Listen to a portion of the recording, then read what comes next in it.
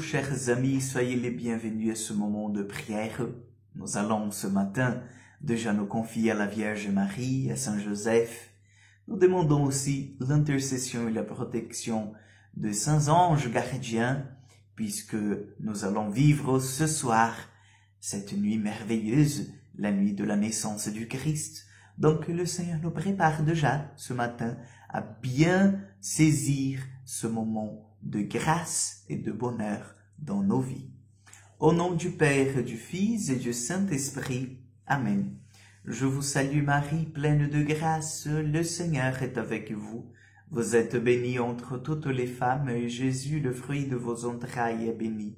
Sainte Marie, Mère de Dieu, priez pour nous pauvres pécheurs, maintenant et à l'heure de notre mort. Amen. Notre-Dame de Lourdes, priez pour nous. Nous allons prendre l'évangile de Luc, chapitre 1, versets 67 au 79.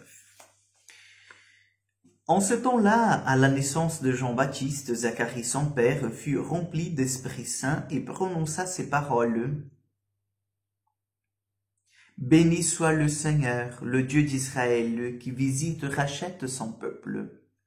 Il a fait surgir la force qui nous sauve dans la maison de David, son serviteur, comme il avait dit par la bouche des saints, par ses prophètes depuis les temps anciens. Salut qui nous arrache à l'ennemi, à la main de tous nos oppresseurs. Amour qu'il montre envers nos pères, mémoire de son alliance sainte. Serment juré à notre père Abraham de nous rendre sans crainte, afin que de livrer de la main des ennemis, nous le servions dans la justice et la sainteté, en sa présence tout au long de nos jours. Et toi, petit enfant, tu seras appelé prophète du Très-Haut. Tu marcheras devant à la face du Seigneur, et tu prépareras ses chemins, pour donner à son peuple de connaître le salut par la rémission de ses péchés, grâce à la tendresse et à l'amour de notre Dieu, quand nous visite l'astre d'en haut, pour illuminer ceux qui habitent les ténèbres et l'ombre de la mort, pour conduire nos pas au chemin de la paix. Acclamons la parole de Dieu.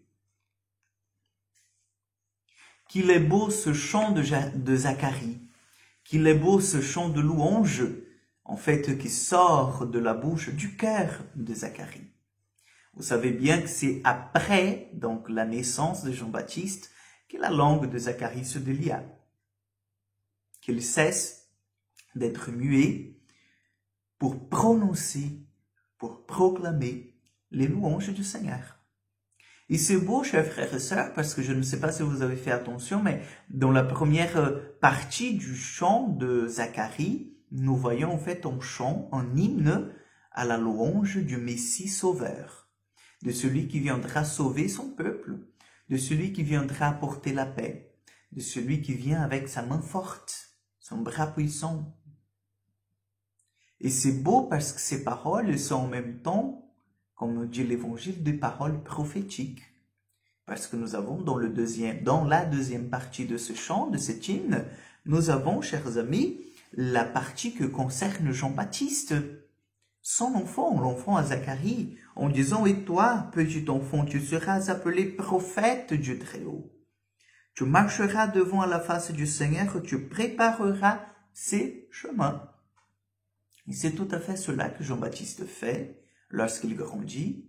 Il marche devant le Seigneur, il aplanit le chemin, il prépare le chemin pour le passage du Christ.